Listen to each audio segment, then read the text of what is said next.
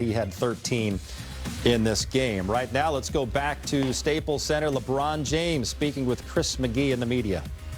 Hey, LeBron, the Spurs plus 39 from 3 tonight. How much of it was their execution compared to, how you guys defended it? What were the challenges? Well, one thing about the Spurs, they always want to execute. They'll execute for 24 seconds, and if you break down, they make you pay.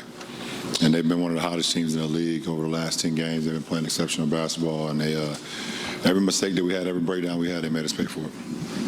Spurs tonight, plus 40 on the bench. Obviously, it's been talked about enough. You guys have so many guys coming in and out. It's hard to find that consistency. How challenging has it been, for you and Russ to try to get someone else going as well? Well, obviously, we want to play as a team every single night, and try to get guys involved and move the ball from one side to the other. That's me and Russ. Our objective and our roles of the team is to not only get ourselves going, but more importantly, get our other guys going. And tonight, we didn't have much going offensively. Hey, LeBron, I understand there's injuries, but beyond needing a full roster, what else do you think you guys will need to be able to be the defensive team that you want to be? Say it again? Beyond having a full roster, what else do you think it's going to take to be the defensive team that you want to be? We don't need a full roster. We just need a lot of our guys back. All our defensive guys are in safe and healthy protocol. Avery, Bays, TA, and Austin. That's all our defensive guys. We got a couple more, but those are our guys. LeBron, you guys are banged up. Looks like Brooklyn is just going to get across the line for enough guys to play on Christmas. Is that game to you kind of lessened by the circumstances of both these teams? Well, it's a game that both teams want to win. No matter the circumstances. Is it going to be one of the premier games that I'm accustomed to playing with on Christmas? No. So many guys are out. This whole protocol thing is, gotten the worst of a lot of teams in our league right now. So it won't be as star-studded as I've been. I think I've played probably on the best Christmas Day game ever. Us versus Golden State in Cleveland was a monster game, and I've been here for a few games at Staples as well. First Kobe and those Laker teams. So, but it's always exciting and an honor to be able to play on Christmas for sure.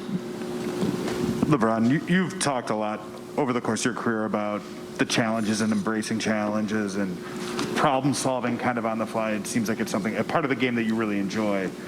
How do you go about attacking the challenges and the problems of this season? Because they seem so unique. Well, this is the unknown, obviously. You don't know. This is, like I said, every year has its own challenge. And this is another year where you can literally have one guy one night and the next guy you won't. You really don't know. It's up in the air. We literally just seen that in having TA last game, and then we wake up this morning and say TA's out. So it's just it's the unknown. It's literally a crapshoot every single time you take a test at this point of who negative and who's positive, and you just got to see who's available and go from there. You've been on teams where you've been able to kind of, you've said I've got broad shoulders for a reason. You've been able to do it. Is this the equalizer? This sort of total level of chaos that we're seeing right now? No, it's different because even in the past, it's not like we had multiple guys that were out. We were just trying to figure out what's the best way for us to win, how do we win, and what's the best lineups to be on the floor. Let's log these minutes. We can get better and better and better. We literally haven't had an opportunity to log in anything. We don't know. Like I just said at the last game, we have no chemistry with any lineup from the simple fact that we literally haven't logged enough minutes. They must like that one. Start typing fast when I said that one. But it's the truth. What is our starting lineup besides me and Russ and AD, or AD and Russ, or me and Russ? We've both been out, so we don't know. Hey, LeBron, Rashawn Haylock, KTLA. Where does the lack of continuity show itself more, on the offensive end or defensive end, and in what ways? Well, defensively, I mean, before tonight, obviously we gave up a ton of points tonight, but defensively over the last month, we've been making strides and been really, really good. Honestly, when we had, our guys in the lineup, but offensively, when you're not, logging enough minutes and you're not, on the floor where you're going to be on the floor with certain lineups throughout the course of the game, that's where it can get challenging for you. Last two. LeBron, what you're just saying about how you don't have any chemistry with any lineups. Obviously, we know the state of this team. The NBA has kind of taken a, the show must go on sort of attitude toward things. And you guys are a team that has been trying to put it in gear and make a move up the standings, and results matter.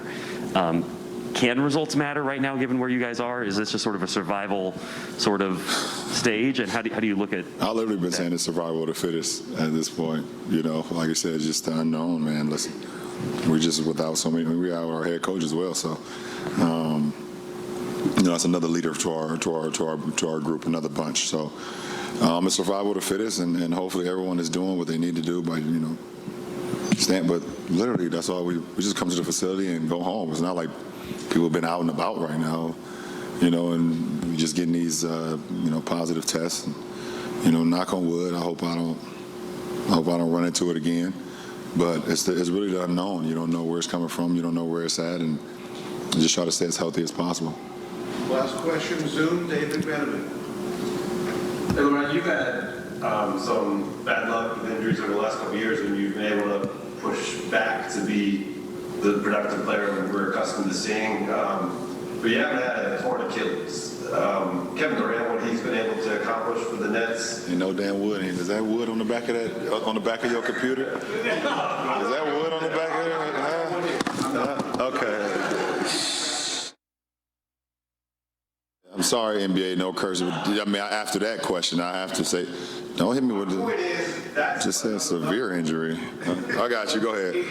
What KD has been able to do. You look at your reaction. Like, that's the injury to basketball players. Like, oh my God. But I would agree. To disagree, I think, obviously in the 90s, you look at, Isaiah Thomas. You're talking about Pistons, Isaiah Thomas. When that injury was happening in the 90s, they really didn't know how to, treat it, how to surgically repair it to where you can come back at full strength. I think now, through, medicine, through, a lot of study, to a lot of doctors, we've had some more successful comebacks from that injury.